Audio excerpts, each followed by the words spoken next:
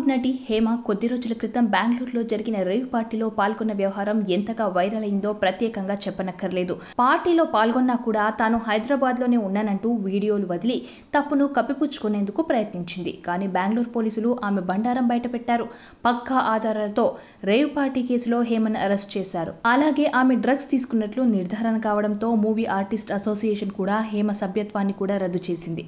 ఇటీవల బెయిల్పై బయటకు వచ్చిన హేమ తాజాగా తిరుమల తిరుపతి దేవస్థానాన్ని దర్శించుకుంది.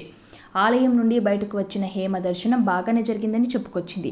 ఈ క్రమంలో మీడియా ప్రతినిధులు రేవ్ పార్టీపై ప్రశ్నించగా అసలేం జరిగిందనేది మీకే తెలియాలి, అనేక కథనాలు రాశారు కదా అంటూ వ్యంగ్యంగా సమాధానం చెప్పింది.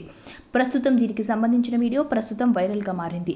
అరెస్టు తర్వాత హేమ మొదటిసారి కనిపించడంతో నెటిజన్లు తమదైన రీతిలో స్పందించారు. ఇందుకు కారణం లేకపోలేదు. నటి హేమ కొత్త గెటప్లో కనిపించారు. మెడలో దేవుడి మాల ధరించింది. అంతేకాకుండా చేతికి కూడా మాల ధరించడం విశేషంగా మారింది. అరెస్టు తర్వాత హేమకి భక్తి ఎక్కువైందంటూ కూడా కామెంట్లు పెడుతున్నారు.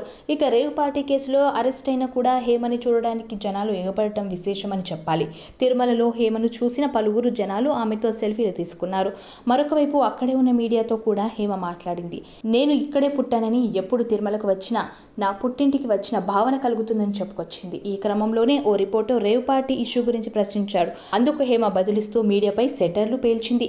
దీంతో హేమ కమెంట్స్ నెట్టింటా వైరల్ గా మారాయి. ఇక రేవ్ పార్టీలో చాలదని పాల్గొన్న తన చర్యలతో హేమ హైలైట్ అయింది. కేసులో మొదట తనకు ఎలాంటి సంబంధం లేదని బుకాయించే ప్రయత్నం చేసిన రేవ్ పార్టీలో ఆమె పాల్గొన్నట్లు సిటీ క్రైమ్ కంట్రోల్ బ్యూరో అధికారులు ఆధారాలను బయటపెట్టడమే కాక అరెస్ట్ చేశారు.